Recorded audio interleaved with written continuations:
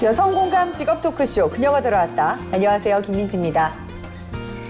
오늘은 어제에 이어서요, 소프트웨어 교육 전문가 직업에 대해서 알아보는 두 번째 시간입니다.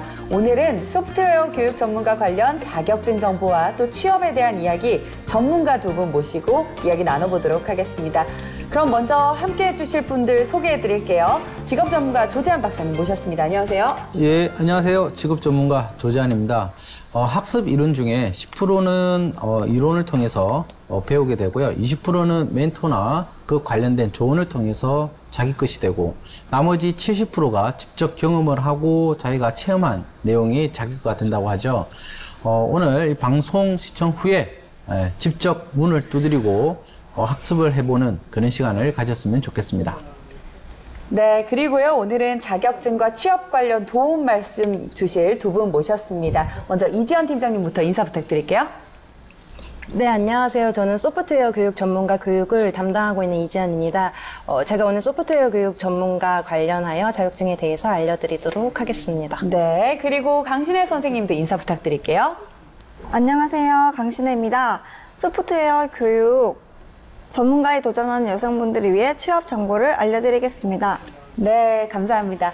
오늘 소프트웨어 교육 전문가 도전하시는 여성분들, 오늘 이 기회를 통해서 알찬 정보 많이 얻어가시길 바라겠습니다.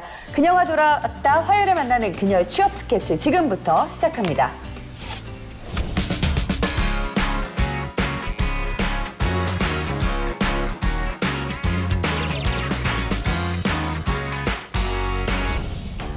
본격적으로 자격증과 취업에 대한 이야기 나눠보기 전에요, 잠시 소프트웨어 교육과 또 소프트웨어 교육 전문가에 대해서 이야기 나눠보도록 하겠습니다. 사실 이 소프트웨어 교육이라는 말이 좀 생소하잖아요. 네. 소프트웨어 교육이란 말 어떻게 이해하면 좋을까요?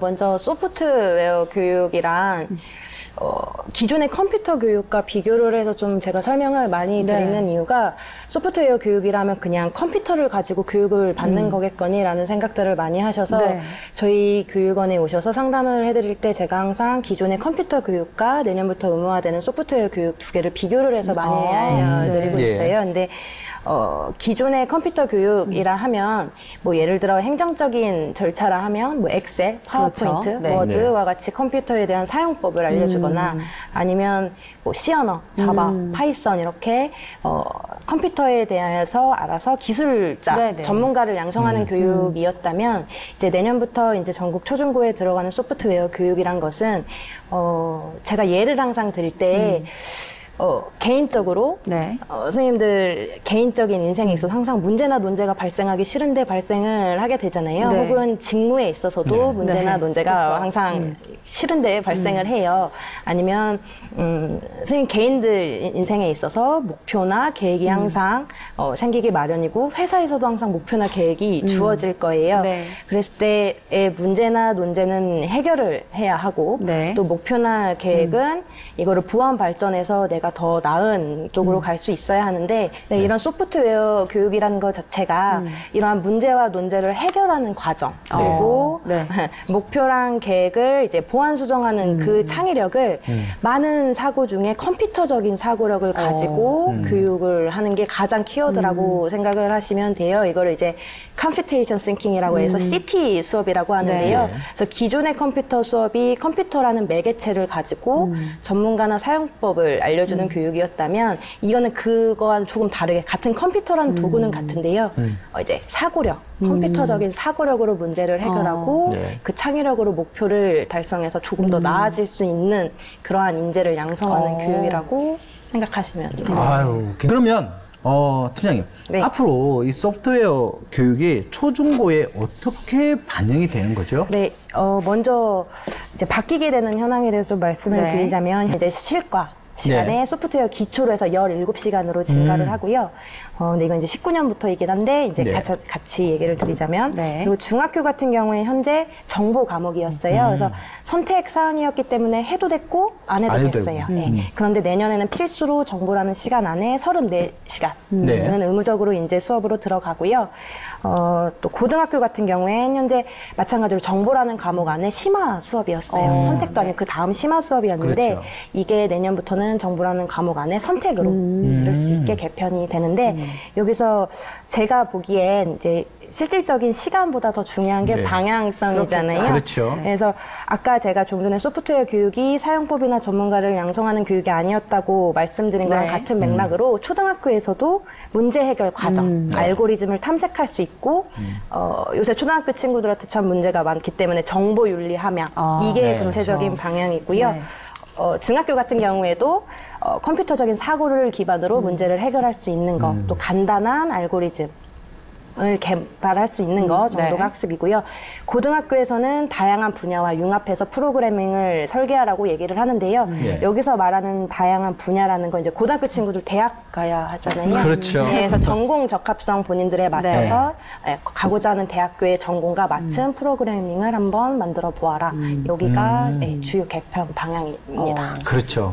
아주 원론적인 이제 이야기를 많이 해주셨고요. 예. 네, 이 정규 교과 과정에도 소프트웨어 교육이 들어간다는 건 정말 그만큼 소프트웨어 교육이 되게 중요하다는 그럼요. 뜻이 아닐까 싶은데요. 네. 그럼 두 분이 생각하시는 소프트웨어 교육 이 전문가 직업적 매력 뭐가 있을 것인지 팀장님부터 궁금해요. 한번 설명해 주시죠.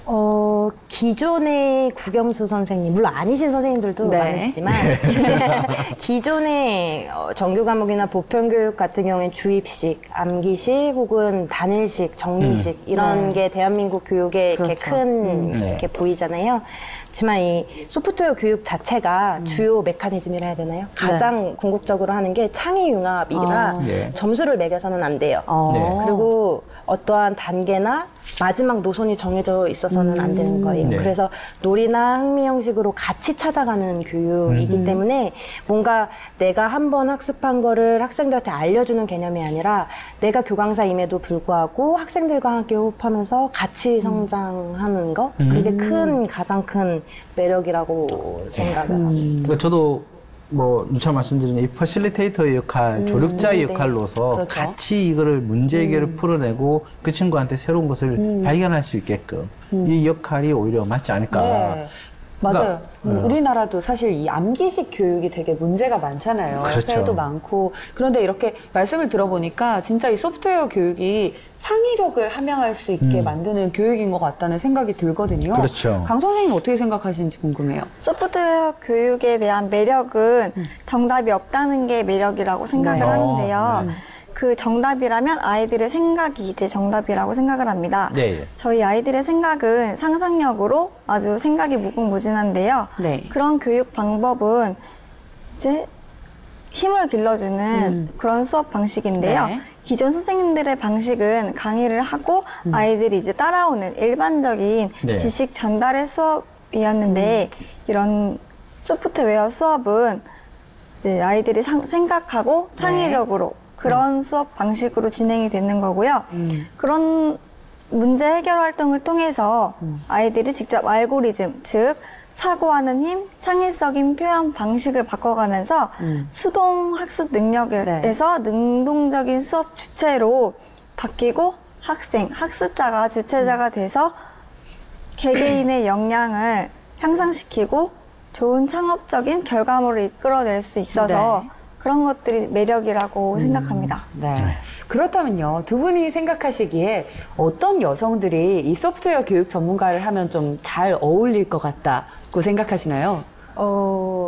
저는 저희 교육원에서 이제 네. 항상 교육하는 걸 봐요. 네. 이제 항상 체크를 해야 되니까 보는데 저 TV를 잘 안 보는데 101명 친구들이 우르르 나와서 예. 어느 날은 프로듀서 예. 프로그램이 어느 있었죠. 날은 가서 교육하는 걸 보면 선생님께서 어느새 그거를 커리큘럼을 만들어서 학생들에게 알려주고 네네. 있으시고 또 있는데 그거는 아예 또 제가 TV를 아예 안 봐서 모르겠는데 그런 것처럼 이 소프트웨어 교육 강사가 IT라는 것 자체가 굉장히 빠르잖아요. 요즘 네, 시대도 빠르지만 그렇죠. IT는 더 빠르잖아요. 소프트웨어 교육 전문가 역시 그런 커리큘럼, 교환 예제를 항상 트렌드에 맞춰서 학생들에 변화시키는. 맞춰서 예. 그렇죠. 그렇기 때문에 뭔가 기존의 틀에 있는 거를 계속 사용하시려는 교육보다는 뭔가 그 트렌드에 맞춰서 학생들과 함께 호흡할 수 있게 그걸 좀 즐길 수 있는 선생님, 새로운 거를 네. 두려워하기보다는 그걸 즐길 수 있는 선생님이 조금은 잘 맞지 않을까 네. 싶습니다. 그러니까 기존 학습 방식을 깨는 이건 아니야 하고 이야기하시는 분이 네. 좀 적합하다. 네. 그렇다면 강신혜 선생님께서는 어떤 여성에게 이 소프트웨어 교육 전문가 추천하시나요? 제가 생각을 해도 팀장님하고 생각이 같은데요. 네. 그 기술이 뛰어나지 않고 그렇게 정확히 하지 않으셔도 아이들과 잘 이렇게 어울려서 수업을 하시면 괜찮을 것 같다고 생각을 해요. 네. 특히 여성들 같은 경우는 결혼을 하시게 되면 이제 사회생활 단절이 되게 많이 되시고 그렇죠. 네. 이제 회사에서도 많이 원하지 않는 곳들이 많으신데요. 이제 소프트웨어 같은 경우는 꼭 그러지 않으셔도 네. 아이들과 함께 하는 거기 때문에 그렇게 어렵지 않고요. 아이들을 가르치면서도 수업을 해주실 수 있기 때문에 네. 여성분들에게 되게 많이 적합한 직업이라고 생각을 합니다. 네. 예. 아니, 저도 이제 소프트웨어 관련된 뭐 개발이라든지 기획 시스템 이런 부분들을 참 오랫동안 해왔던 이 부분인데 이 소프트웨어 이제 교육 전문가 업무 중에 이 여성분들이 하기에 좀 힘든 부분이 있을 거라는 거죠. 뭐가 있을까요, 팀장님? 이게 컴퓨터, 어찌됐든 소프트웨어도 네, 컴퓨터라는 매개체이기 때문에 그렇죠. 이런 프로그래밍을 하고 이런 것들은 남성분들이 더 잘하시진 않을까. 예, 그들만의 약간 그런 것. 이렇게. 네, 왜냐면 빌 게이츠도 남자였고, 예, 주커버크도 남자고. 그런데 이게 컴퓨터라는 매개체, 물론 어려운 점이 있어요. 하드웨어 부분, 예를 들어 저희 아두이노라는 하드웨어 수업이 있는데요. 그때는 오픈 플랫폼 가지고 약간의 시어너가 솔직히 들어가요. 그렇죠. 그럴 때 약간 멘붕들 많이 오세요. 피해줘 구조는 무엇이고 나는 누구인가 이렇게 많이 되시는데 그 하드웨어의 어느적인 시어너에 대한 요소, 컴퓨터에 대한 요소만 하신다면 사실은 이거 아까도 말씀드렸지만 기존의 컴퓨터 수업과 추구하는 방향성이 다르기 때문에 네, 그렇죠. 저는 오히려 힘든 점이 뭐냐고 여쭤보셨는데 그 부분만 하드웨어적인 컴퓨터에 대한 소스 부분만 조금 숙지를 하신다면 네. 오히려 여자로서 가지고 있는 섬세함이나 네. 아니면은 창의성 그리고 아까 이제 선생님도 말씀하셨지만 경력 단절 여성분들 같은 경우에 오히려 그게 저는 기회라 생각을 하는 게 육아를 통해서 아이들을 육아를 하면서 어떻게 그러니까 소프트웨어 교육 자체가 코칭이 중요한 교육이기 그렇죠. 때문에 아이들을 어떻게 서포트해줬을 때 무엇을 원하는지 함께 만들어가는 과정이 오히려 장점이 되지 않을까 싶은 마음이 있어요. 그렇죠. 왜냐면 실제로 이 IT 분야에 이제 선점할 수 있는 직업 분야 중에 이 소프트 교육 전문가가 맞아요. 굉장히 좋거든요. 근데 이 언어를 이제 쉽게 이제 팀장님께서 이제 교육을 많이 시켜주셔야 될 것 같고, 네. 강 선생님은 어떻게 보시나요? 전 여자라서 여성이라서 이렇게 크게 어려운 것보다는 네. 전혀 이제 새로운 것을 알아간다는 것 때문에 어렵다고 생각을 그렇죠. 많이 그렇죠. 하시는데요. 그런 거는 어차피 우리가 반복 학습을 통해서 하다 보면 어렵지 않거든요. 네. 그 과정만 딱 넘기면 네. 이제 되게 쉽게 잘 할 수 있는데요. 이제 교육 목적이 아이들을 능동적으로 참여하고 네. 문제를 스스로 해결할 수 있게 하기 위해서 저희가 수업을 하잖아요. 네. 그런데 그런 것들은 친구들의 생각을 끄집어내고 상상력을 키워주는 건데요. 이제 언플러그 같은 수업은 아이들하고 직접 놀이하면서 네. 배울 수 있는 수업이에요. 네. 그래서 그런 수업 같은 경우는 아이들이 즐거워하고 굳이 남성분들이 아니라 오히려 그런 건 여성분들이 더 그렇죠. 잘할 거라고 그렇죠. 생각을 하거든요. 그래서 그 과정 속에서 자연스럽게 컴퓨터 원리를 익히게 되는 거고요. 창의력이 커지는 거예요. 그래서 저희가 그렇게 수업을 할 수 있기 때문에 크게 어렵다고 생각은 하지 않아요. 네. 네. 저는요, 아까 이지원 팀장님께서 말씀하신 것 중에 정답이 없는 교육이라는 말씀이 되게 와닿았거든요. 네. 생각하는 방식을 가르친다는 게 저는 굉장히 의미 있게 다가왔던 것 같은데, 사실 많은 분들이 오해를 하고 계시잖아요. 컴퓨터 가르치는 것 아니냐, 컴퓨터 뭐 하드웨어 가르치는 거 아니냐라는 오해도 있으시고, 좀 사람들이 특히 오해하는 부분 어떤 부분들이 있다고 말씀해 주실 수 있을까요? 저도 기존의 컴퓨터 교육과 계속 혼선이 오시다 보니까 네. 뭐 C 언어는 어디까지 배워야 합니까? 뭐 혹시 이거 앱 인벤터 안 하면 소프트웨어 교육 아닙니까? 네. 물론 그 과정 속에 다 요소이기 때문에 네. 맞다 아니다는 아니지만요. 자꾸 이게 기존의 컴퓨터 교육이랑 혼선이 되다 보면 두 개의 방향성이 자꾸 엇갈리는 거죠. 네. 그거에 대한 걸 일단은 하나하나에 대한 기존의 컴퓨터 교육과 소프트웨어 교육 누가 나쁘다 좋다는 없잖아요. 네. 그런데 기준점을 맞추시고 거기서 내가 필요한 거를 하나씩 이렇게 가야지 한쪽으로만 치우쳐서 이게 맞나요? 아닌가요? 이렇게 네. 됐을 때 항상 문제가 되는 것 같아요. 네. 강신혜 선생님께서는 뭐 사람들 직접 교육을 하고 계시잖아요. 소프트웨어를. 그러면 사람들이 이렇게 뭐 선생님에 대해서 오해하시는 부분 뭐 이런 거 아니야? 라고 오해하셨던 부분 없으셨나요? 이제 전화 상담 많이 오시는데요. 그런 경우는 C언어나 그런 거를 아예 저로 개발하냐고 많이 네. 여쭤보세요. 네. 그럼 저희는 이제 그게 아니라 개발 목적이 아니고 C언어나 자바, C++ 이런 거를 물어보시는데요. 네. 그런 건 개발하시는 분들이 많이 하시는 거고 그렇죠. 네. 저희는 이제 전 세계가 알고 있는 코딩에 대해서 많이 가르쳐주고 있는 거거든요. 그래서 이런 것들을 이제 친구들이 먼저 생각하고 창의성을 길러주는 그런 수업 중심으로 하고 있는데 개발을 많이 하고 있다고 생각을 하셔서 이제 그런 것도 아니라고 말씀드리고 이제 컴퓨터적인 사고 능력이 향상되고 스스로 문제부터 해결까지 하는 돌출 과정에서 알고리즘을 생성하고 네. 사고력을 기반으로 창의적인 생각을 만들어내게 되는데요.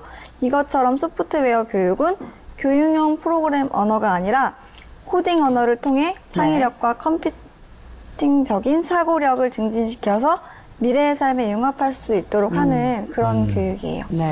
근데 사실 박사님 저도 박사님 아까 오시기 전에 네. 제가 전문가 두 분이 오셨잖아요. 네. 그래서 혹시 이거 C언어 이런 거 가르치시는 거죠? 라고 아이, 여쭤봤거든요. 제 오해도 풀렸습니다. 오해의 네. 선입견이 굉장히 큰 부분이고 해명하기도 쉽지 않고 풀어주기도 쉽지 않고 그래서 직접 와서 일단 보고 이야기합시다 라고 해야 될 것 같아요. 네, 그녀가 들어왔다 소프트웨어 교육 전문가 편 함께 하고 계신데요. 잠시 후 소프트웨어 교육 전문가 관련 자격증 이야기 보다 자세히 나눠보도록 하겠습니다. 그 전에요, 먼저 자격증 관련 수업 영상부터 만나보고 오시죠.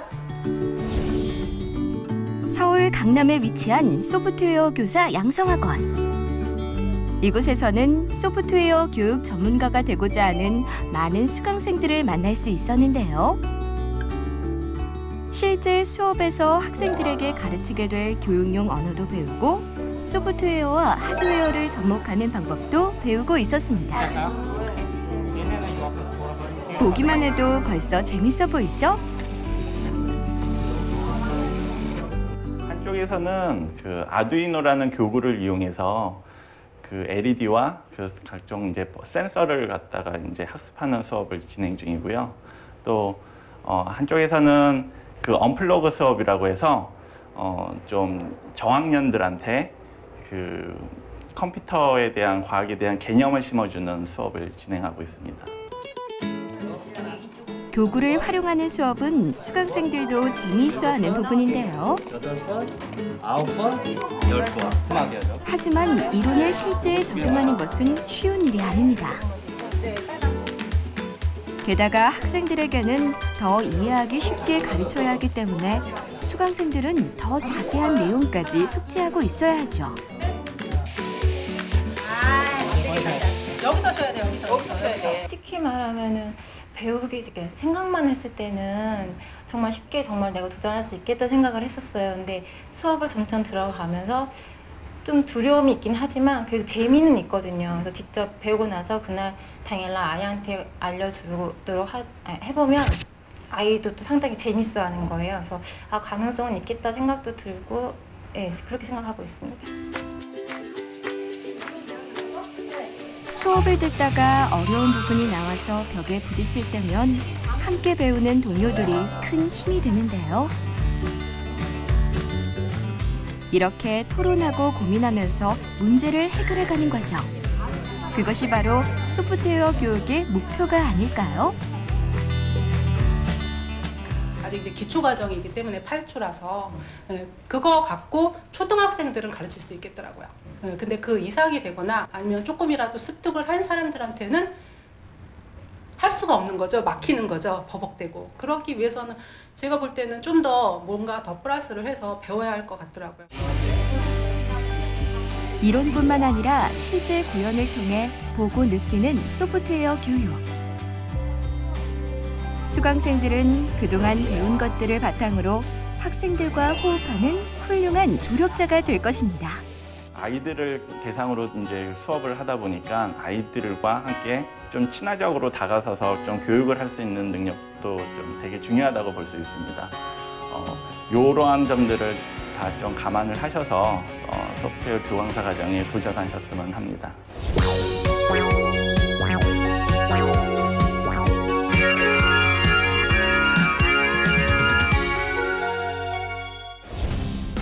그녀가 돌아왔다 화요일에 만나는 그녀의 취업 스케치. 오늘은 소프트웨어 교육 전문가에 대해서 알아보고 있습니다.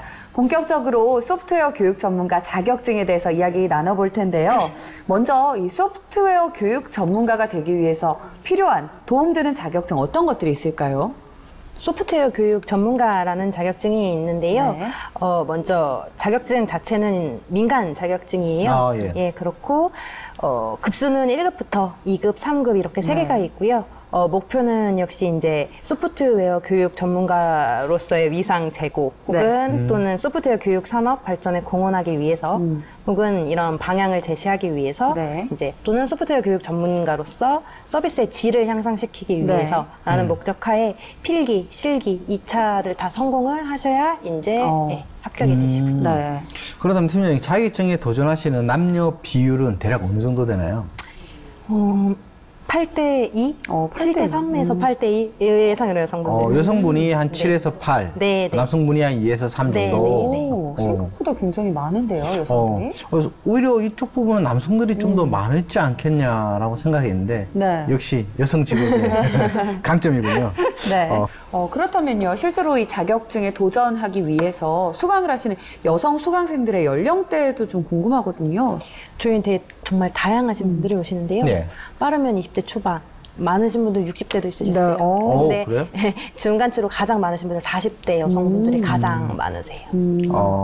굉장히 많은 이제 어쩌면 중장년층에도 좀 네. 적합한 이런 직업 분야인 것 같은데 보통 아까 보니까 자격증이 1급, 2급, 3급 이 정도로 이제 돼 있는 것 같더라고요. 취업을 위해서는 최소 몇 급까지 좀 취득하는 게 유리할까요?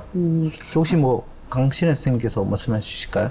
그러니까 취업을 어디로 하느냐에 따라 이제 다른 자격증을 하시게 되는데요. 네. 저는 물론 추천을 만약에 해드리면 1급을 추천해드리거든요. 왜냐면 1급까지. 네, 왜냐하면 이제 상급 같은 경우는 기초 코딩을 하는 거고, 네. 그리고 이제 블록 사용하는 방법, 이런 것들을 하시게 되는 거거든요. 이제 2급 같은 경우에는 저희가 이제 약간 연습하는 것처럼 실전에 사용하는 그런 것들을 조금씩 하는 거고, 이제 1급 같은 경우가 나만의 생각, 이런 창의적인 것들이 들어가는 거기 때문에 저는 1급을 많이 추천드려요. 그럼 1급, 2급, 3급까지 가는데 총 걸리는 뭐 기간은 어느 정도 되나요? 제가 좀 궁금한 것 같은데. 근데 이제 먼저 좀 컴퓨터에 아시는 분들은 1급을 먼저 하세요. 바로 1급으로요? 네, 그러니까 워드나 한글 이런 걸로 따지면 이제 1급 같은 경우는 나만의 프로젝트를 만들거나 그런 것들을 하시는 분들은 거의 1급으로 바로 많이 하세요.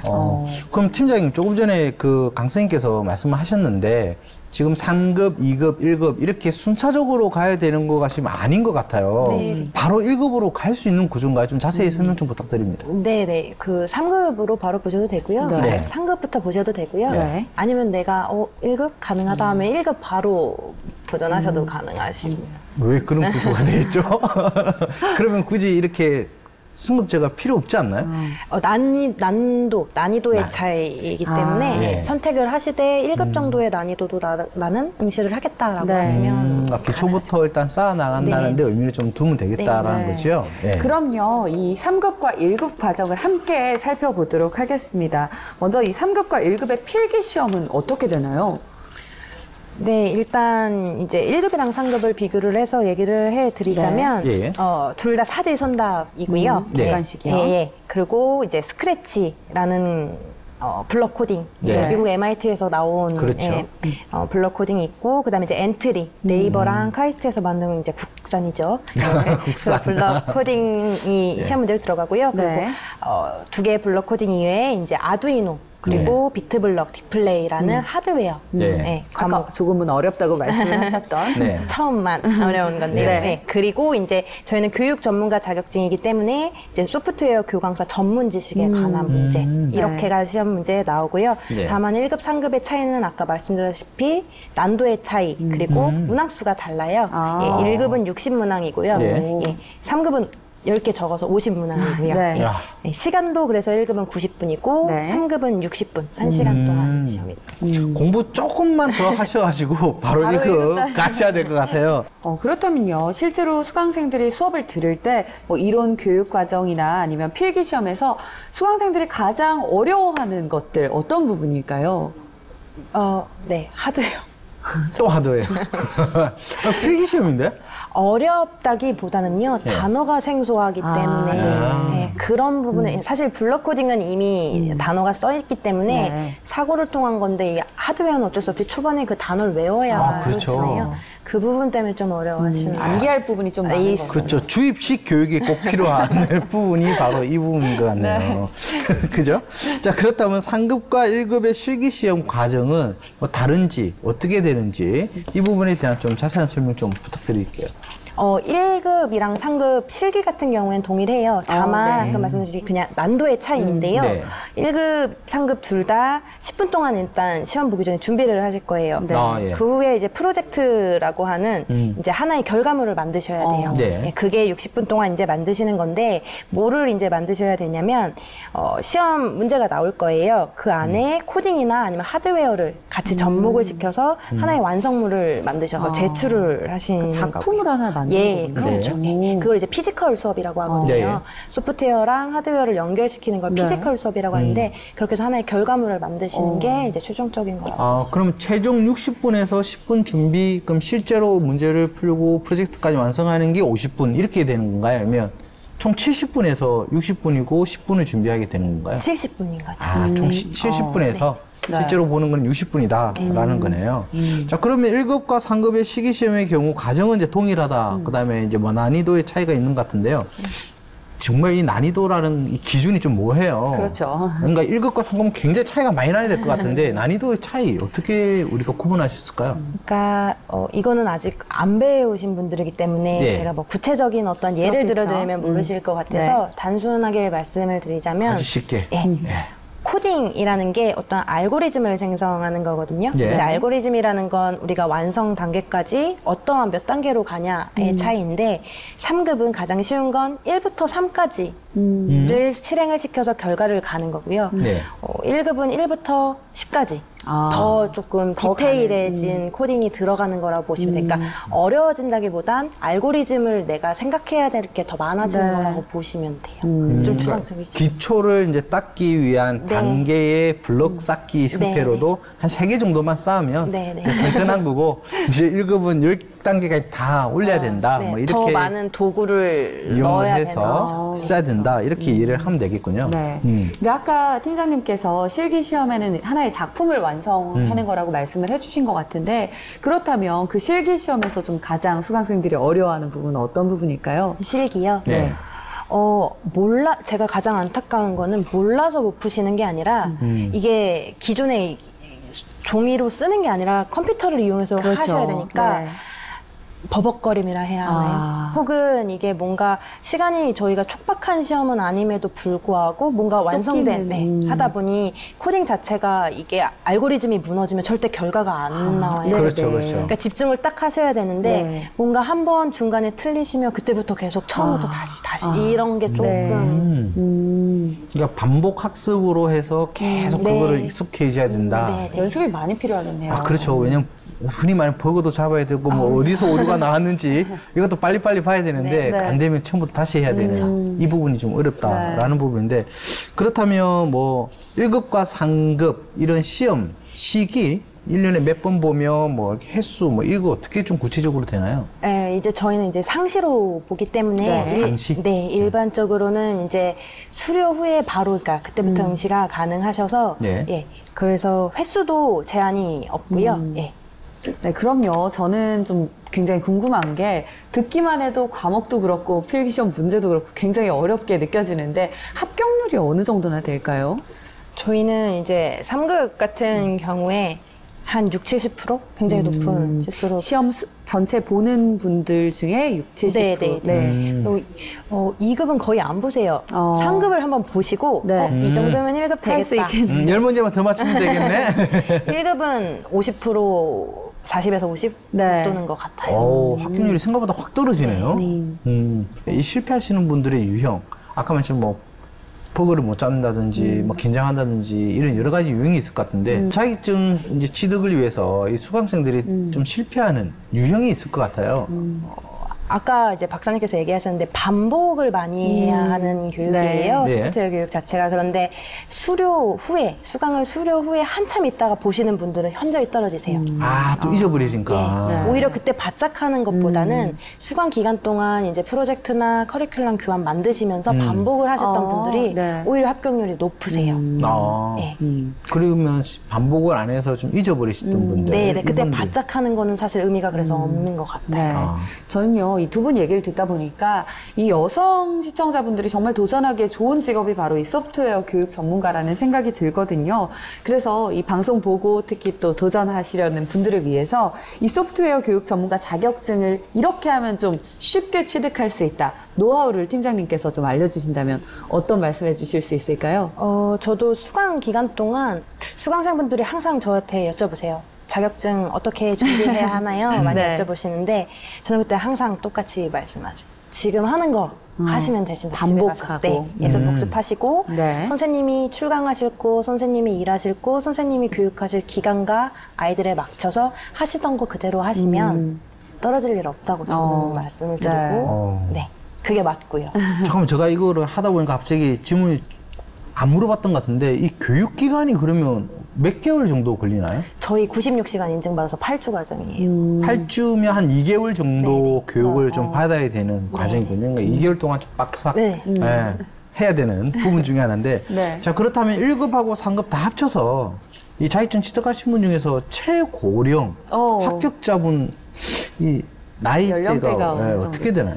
최고령 합격자는 63세셨어요. 오. 굉장히 나이가 그렇죠. 그분은 정말 열심히 하셨던 것 같아요. 제가 보니까 그렇지 않고서는 이 그렇죠. 이 어려운 것들을 또 새로 익히는데 시간이 좀 걸리실 텐데. 그럼요. 네, 사실 처음에는 좀 어렵게 느껴지다가도 최고령 합격자의 나이를 들으니까 TV 보고 계신 시청자분들도 네. 나도 할 수 있겠구나라는 그럼요. 생각이 드셨을 것 같아요. 관심 있으신 분들 힘내시길 바라겠습니다. 두 분이 보시기에요. 이 소프트웨어 교육 전문가 자격증 관련해서 제도에 개선됐으면 하는 점, 좀 추가적으로 보완이 필요한 점들 있다면 어떤 부분이 있을까요? 팀장님께서 먼저 답변 부탁드릴게요. 저는 일단 문제에 대해서 제가 개인적으로 조금 보완이 됐으면 하는 거는 네. 이제 엔트리나 스크래치란 블럭 코딩 혹은 하드웨어 수업이라는 그 과목 이외에 소프트웨어 강사, 그러니까 강사 자체로서 혹은 소프트웨어 교육 자체가 새로운 패러다임으로 나온 그렇죠. 거기 때문에 그들만이 이제 직무로서 조금 전문성을 키우기 위한 문제들을 지금 저희들도 더 문제를 연구를 하고 있고 네. 좀 직무로서 자신감이나 아니면 전문성을 키우기 위한 문제를 조금 보완하고 싶다는 생각이 가장 큽니다. 네, 강신혜 선생님 생각도 들어보고 싶어요. 저는 이제 개선 방향을 말씀드리기에 앞서 먼저 이제 코딩 교육이나 소프트웨어가 네. 이미 다른 나라에서나 그런 데서는 널리 알려져 있거든요. 네. 먼저 제일 대표적으로 2014년에 영국에서 먼저 5살부터 15살까지 학교에서 배우고 있어요. 네. 교육 네. 과목, 정규 과목으로 들어가 있고 네. 그 외에도 이제 중국이나 미국, 일본 등에도 지금 많이 정규 과목으로 들어가 있거든요. 네. 그래서 공교육 과정에서 포함시키려는 노력을 진행하고 있는데 무엇보다 학습 방법이 빨리 바뀌어야 되겠고요.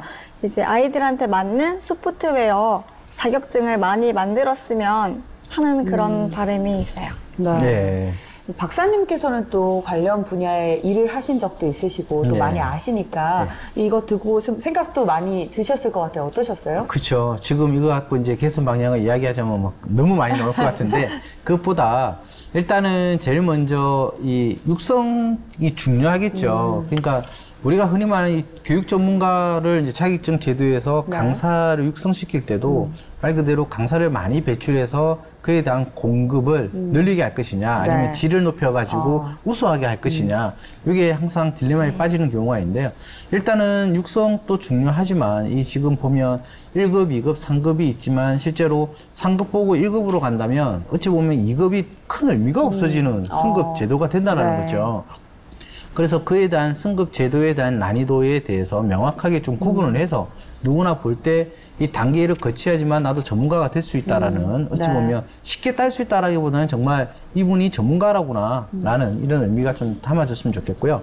아까 뭐 팀장께서 말씀하셨지만 이 피지컬 컴퓨팅 관련된 이 오픈 소스를 가지고 우리가 움직이는 부분인데 이제는 이 소프트웨어 교육 전문가도 코딩과 언어를 동한 즉 이 언어라는 것도 컴퓨터를 통해서 결국은 실행이 될 수 있는 부분들이기 때문에 조금 더 이제 디테일하게 좀 세분화돼서 전문 분야로 좀 확대시키면 훨씬 더 좋지 않을까 저는 그렇게 봅니다. 네, 이렇게 해서요. 지금까지 소프트웨어 교육 전문가 자격증에 대해서 알아봤는데요.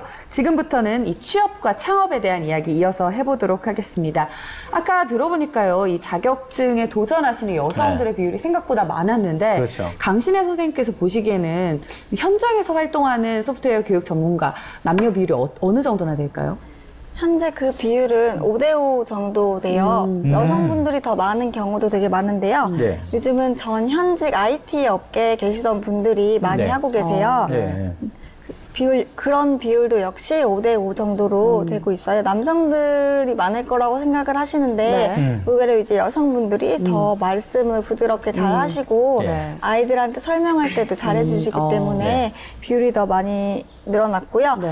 현재 어린이집이나 유치원 선생님 그런 아이들을 가르치는 선생님들도 많이 IT 쪽으로 넘어가시고 경력 단절된 여성분들도 많이 계세요. 네, 그건 저도 공감하는 거고요. 남성분들은 이 하다 보면 딱 답만 나와야 돼요. 그렇기 때문에 그 과정에서 애들하고 어울리는 것 자체가 힘들어져요. 그래서 여성분들한테 오히려 아주 좋은 직업 분야인 것 같은데 그러면 선생님 그 자격증 취득 후에 진로 영역은 좀 어떻게 구성이 되나요? 그 영역은 되게 다양한데요.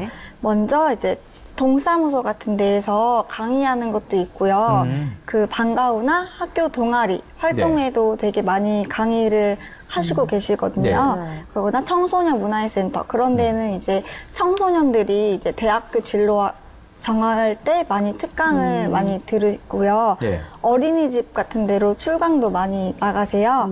그래서 교습소, 또 창업 이런 걸 하실 때도 이제 초기 자본도 내 사정에 맞춰서 할 수 있고요. 내가 직접 하게 되면 이제 제일 중요한 게 홍보가 제일 중요한데요. 이제 창업을 하시면 본사에서 창업에 많은 도움을 주세요. 먼저 네이버나 페이스북 이런 데 홍보도 해주시고요. 도안, 전단지 도안할 때도 많이 도움을 주시기 때문에 창업하는 것도 되게 어렵지 않고 쉽게 할 수 있어요. 생각보다 할 수 있는 일이 굉장히 많은 것 같은데요. 그렇다면 팀장님, 이 중에서요, 좀 가장 인기 있는 많은 분들이 가고 싶어하는 진로 영역은 어딜까요? 제가 상담 때 문의 오면 가장 많이 듣는 게 방과후 선생님 얘기를 많이 방과후 하세요. 선생님이요. 왜냐하면 본인들이 이제 육아를 하고 있기 때문에 내 아이와 가까운 거, 그리고 안정적인 거. 학교에서. 지금 현재 올해까지는 선도학교라고 1200개에서 방과후로 코딩 교육, 소프트웨어 교육을 하고 있는데요. 그렇기 때문에 방과후 선생님에 대한 니즈가 가장 높습니다. 근데 제가 갑자기 추가 질문 하나 좀 드려도 될지 모르겠는데 일단 뭐 내년부터 소프트웨어 이제 의무화 교육이 되면 어쨌든 그쪽으로 염두에 두고 지금 이렇게 공부하시는 분들도 계실 거라는 거죠. 팀장님 보시기에 그 가능성이 어느 정도 있다고 보시나요? 방과후 선생님이 아니요, 그 학교에 그러니까 초중 고등학교에 정규 과목이요? 정규 과목으로 들어갈 수 있는 여지가 있을 것 같아요? 아니면 그게 없을 것 같으신가요? 정말 현실적으로 얘기를 드리자면 순위가 있잖아요. 1순위는 기존의 정보실과 선생님일 텐데 그 선생님들 사실 이렇게 이 정규교육을 못 받으신 분들도 있고 모르시거나 못 받으셨거나 아니면 수 자체가 너무 적기 때문에 코딩 강사에 대해서는 분명히 수요가 부족할 거고 그럼 이 순위는 기존의 방과후 선생님이 정규 과목으로 들어갈 가능성이 큰데 그것도 지금 현재 선도학교에서는 1200개만 하고 있잖아요. 그래서 그걸 안 하던 다른 학교에 대한 인원이 또 부족할 테고요. 그럼 이제 3순위가 프리랜서, 기존의 소프트웨어 강사를 하고 계셨던 분들이 정규 과목으로 들어갈 텐데 이거는 될까요, 안 될까요는 그분들의 나중 결국 강의력? 그걸로 이제 평가를 받으시겠죠. 왜냐하면 제가 물어본 이유도 이 자격증 취득 후에 어쨌든 그 부분들도 염두를 해두고 지금 움직이셔야 되기 때문에 이게 대해서 제가 간단하게 한번 여쭤봤던 부분 중에 하나입니다. 자, 그럼 팀장님, 취업 전에 좀 경험을 좀 쌓을 수 있는 곳, 좀 어디가 있을까요? 좀 쉽지 않을 것 같은데. 저희가 그래서 취업 전에, 그러니까 출강이라고 저희는 얘기를 드려요. 네. 강의를 처음 나가는 출강 전에 이렇게 떨려 하시는 분들 많으세요. 아직 준비가 안 된 것 같다. 이러신 분들한테 저희가 하는 그걸로 보조 강사라는 거를 이제 투입을 하고 있어요. 그래서 예를 들어 60명, 70명 뭐 기업 앞에서 강의를 한다거나 대학교 강의도 요새 많이 나가거든요. 스크래치 그렇죠. 수업을 많이 하기 때문에 그런 데 있어서 이제 보조 강사로 투입을 하거나 아니면 저희 이제 필요한데 뭐 박람회 뭐 이런 쪽에서도 보조 강사들이 많이 필요하기 때문에 그때 들어가서 많이 보시고요. 네, 그때 들어가서 많이 보시면 됩니다. 그럼요. 그렇게 보조 강사로 들어가서 경험을 쌓을 때 좀 이것만은 배워야 한다. 꼭 배워야 할 점이 있다면 어떤 점들이 있을까요? 이제 제가 가서 이제 하는 게 선생님 그분이 무엇을 수업하는지를 보지 마시고 어떻게 진행을 하시는지 방식을. 이거 자체가 실습 위주고요. 대화 중심이기 때문에 어떤 선생님은 20분짜리 수업을 딱 만들어 왔는데 5분 만에 끝내신 선생님도 있고 20분짜리인데 막 넘어가서 40분, 50분 하고 오신 분도 있으세요. 그래서 아이들을 어떻게 컨트롤하고 제어하고 또 거기서 어떻게 결과까지 해야 되는지 그거에 대한 노하우를 조금 보고 오시라고 많이 얘기를 해드리죠. 네. 그렇다면요, 실제로 이제 취업을 할 때 이력서에 이런 점들을 강조하면 좋다고 좀 조언을 해주신다면 어떤 점 조언해 주실 수 있을까요? 어떠한 교육용 코딩 언어를 통해 소프트웨어와 하드웨어를 융합할 줄 알고 이제 내 창의적인 그런 작품들을 얼마나 구현할 수 있는지 그런 내용을 먼저 강점으로 말씀을 해주시고요. 자신만의 교육 강점이 또 있을 거예요. 그런 어떻게 교육을 할 수 있고 내가 친구들한테 어디까지 얼마나 잘 아이들과 융합할 수 있는지 그런 것들을 잘 설명해 주시면 그게 강점이 될 것 같아요. 그러니까 말하자면 뭐 자신의 작품, 포트폴리오라고도 할 수 있겠죠. 하고 그 강의력도 중요하다는 말씀이신 것 같은데요. 그렇죠. 왜냐면 저도 예전에 이게 개발자라든지 이런 교육한 보면 면접 볼 때 항상 저도 노트북 놔두고 빈 프로젝터 놔두고 항상 실습시키면서 질문하고 알아보는 이렇게 하거든요. 그 강 선생님, 이 면접 볼 때 이것만은 꼭 준비해라. 뭐 자신의 포트폴리오나 여러 가지가 있을 수 있잖아요. 준비물, 뭐 면접 때 가져가면 합격률이 높아지는 뭐 탑3 정도. 한 3가지 정도 한번 말씀해 주시죠. 먼저 첫 번째는 제가 친구들을 교육했던 그런 커리큘럼이나 그런 동영상 같은 자료 그것도 되게 제일 중요하고요. 두 번째는 이제 커리큘럼을 토대로 제가 동영상 한 것과 먼저 그거 하기 전에 했던 동영상 그런 것들도 되게 중요하고 한 가지는 교육생들과 같이 함께 만든 그런 결과물이 있을 거예요. 그렇죠. 그런 결과물을 보여주면서 설명을 해주면 친구들이 얼만큼 이해를 하고 제가 잘 친구들을 같이 수업을 했는지 그런 것들이 보여줄 수 있어서 중요한 것 같아요. 강팀님 정말 좋은 이야기 해주셨는데 그렇다면 예상 면접 질문 굉장히 궁금한데 나올 만한 질문 말씀해 주시죠. 예상 면접 질문은 먼저 제가 직접 교육한 그런 커리큘럼을 볼 수 있는지 아마 물어보시고 그거를 설명해 주시는 거 그런 거를 먼저 봐주실 거예요. 그리고 알고리즘을 이제 컴퓨터 없이 하는 게 알고리즘인데 그런 것들을 어떻게 교육할 수 있는지 어떤 것들이 있는지 물어보실 거고요.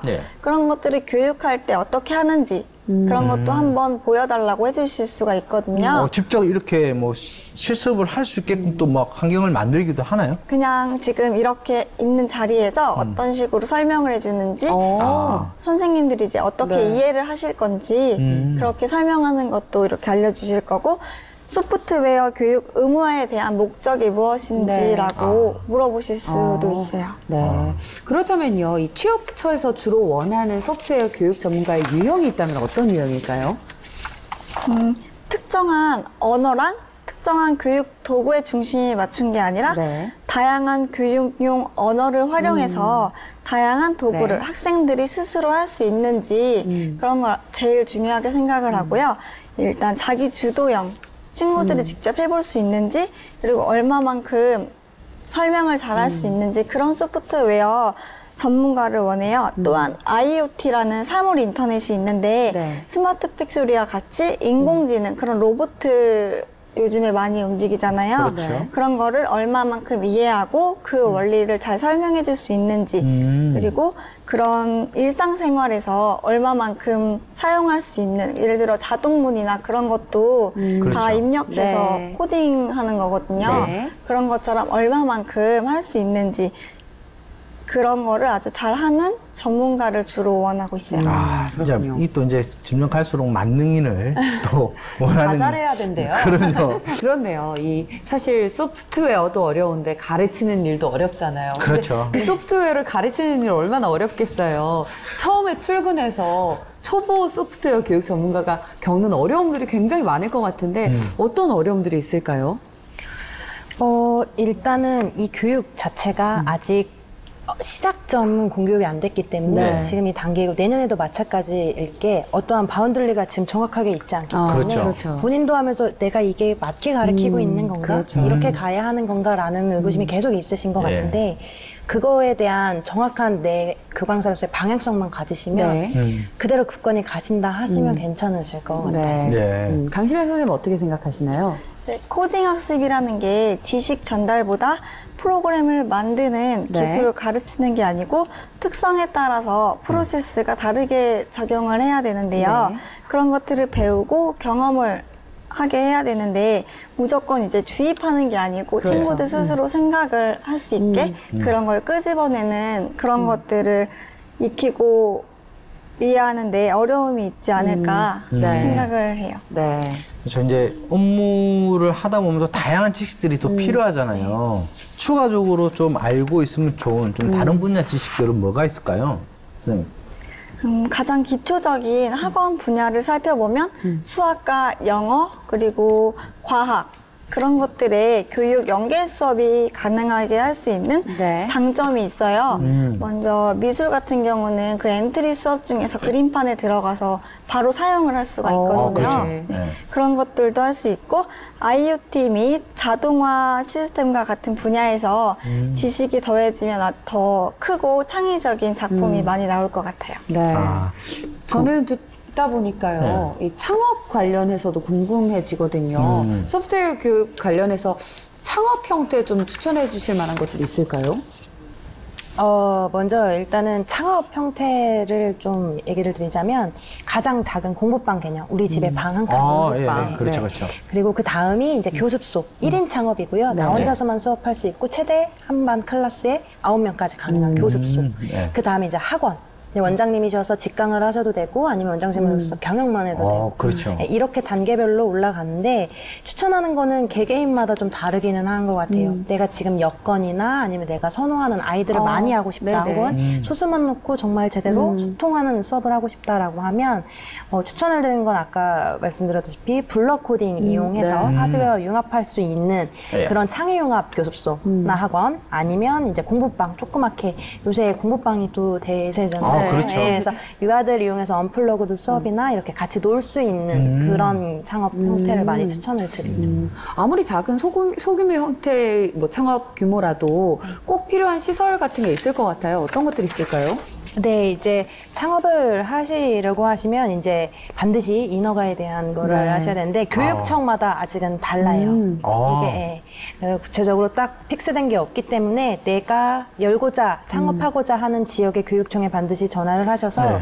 가장 중요한 게 이제 교육비, 원비 받아야 하잖아요. 그런 분당 단가 얼마나 네. 내가 적용을 받아서 교육비를 측정할 수 있는지를 아셔야 하고 복잡하네요. 그리고 뭐 상가 이제 학원이나 교습소를 하실 때는 상가 시설을 임대를 하시기 네. 때문에 그거에 대한 학원을 낼 수 있는 시설 면적에 대한 기준 이런 거 혹은 안전 기준 이런 것들을 꼭 교육청마다 조금씩 다르기 때문에요. 이런 인허가에 대한 기준을 하셔야 되고요. 또 언플러그드 놀이방 같은 경우에는 놀이방에 대한 또 시설 기준이 네. 따로 있어요. 그렇죠. 예, 이런 거에 대해 조금 정확하게 먼저 알아보시고 그 뒤에 이제 인테리어나 이런 건 가시는 게 좋으시죠. 네. 두 분께서 생각하시기에는 오래가는 소프트웨어 교육 전문가들의 이런 특징이 있다. 그럼 어떤 특징이 있는지 말씀을 해주시면 좋을 것 같아요. 팀장님부터 말씀 부탁드릴게요. 그러니까 새로운 거를 도전을 하는 걸 좋아하시는 분들, 절대 그냥 계속 내가 한 번 주어진 거를 그대로 직무로서 쓰는 거를 원하시는 네. 분보다는 새로운 걸 계속 원하시는 분들. 네. 아, 그러게요. 우리나라에서도 이런 소프트웨어가 막 만들어져서 그러니까 쓰는 것만 하는 게 아니라 진짜 만들어야 되는데 정말 창조적으로. 그렇죠. 그러니까 팀장님과 지금 선생님의 역할이 굉장히 큽니다, 지금. 네. 그렇다면 박사님, 네. 이런 IT 교육 관련 직업을 선택할 때 좀 어떤 점을 주의해야 될까요? 일단 주의할 거와 유의할 거 두 가지를 좀 같이 이제 하게 되면요. 일단은 이제 IT 분야는 이제 지속 가능한 직업이긴 하죠.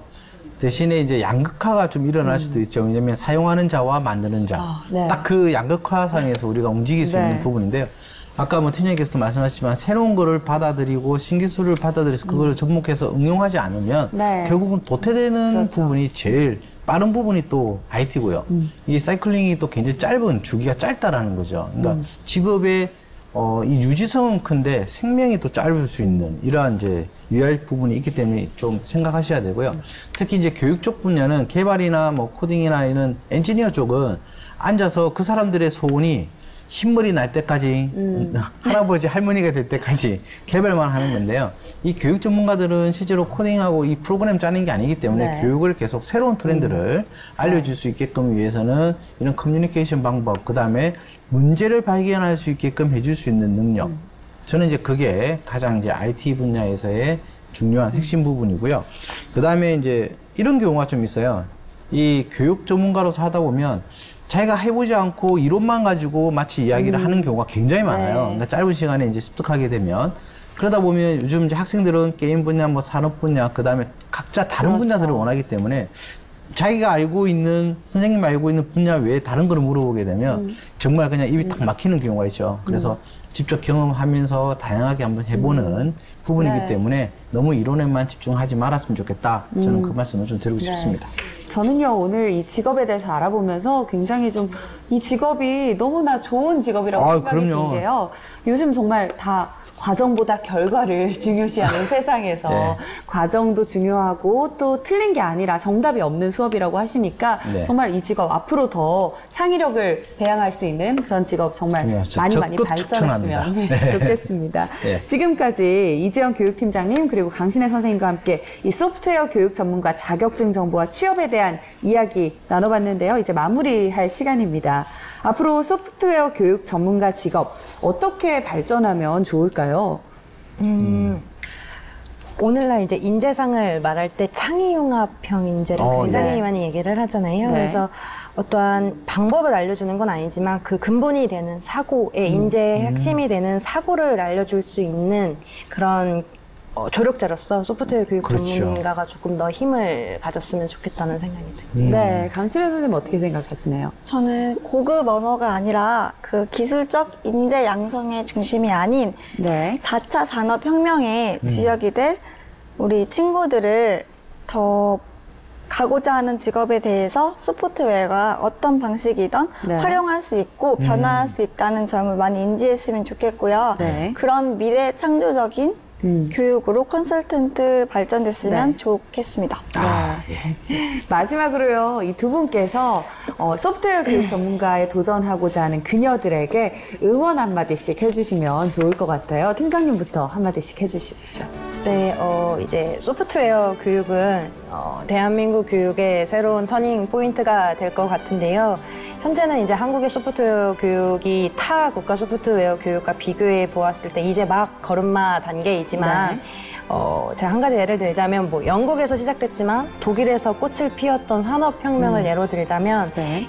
이제 4차 혁명 이거의 이제 주요 핵심 키워드가 IoT, ICT 산업이잖아요. 네. 그것의 원동력이 되는 기술과 인재를 양성할 수 있는 이제 소프트웨어 교육을 소프트웨어 교육 전문가들께서 함께 해주셨으면 좋겠습니다. 네. 미래를 향해서 소프트웨어가 굉장히 많이 발전이 돼 있는데요. 그 소프트웨어 코딩 선생님은 되게 어렵지 않아요. 그래서 많이 도전을 하셨으면 좋겠고 이제 여러분들도 소프트웨어 전문가가 될 수 있어요. 함께 많이 도전해 주셨으면 좋겠어요. 네. 오늘 이렇게 함께 해주신 두 분 감사합니다. 고맙습니다. 감사합니다. 네, 그녀가 돌아왔다 화요일에 만나는 그녀의 취업 스케치는 여기까지입니다. 내일은요, 소프트웨어 교육 전문가 관련 빅데이터 분석과 직업평가, 그리고 직업뉴스 이야기 코너죠. 잡 이수다까지 함께 준비했습니다. 내일도 함께 하시면서요, 유용한 직업 정보 많이 얻어가시길 바라겠습니다. 저희는 여기서 인사드리겠습니다. 고맙습니다.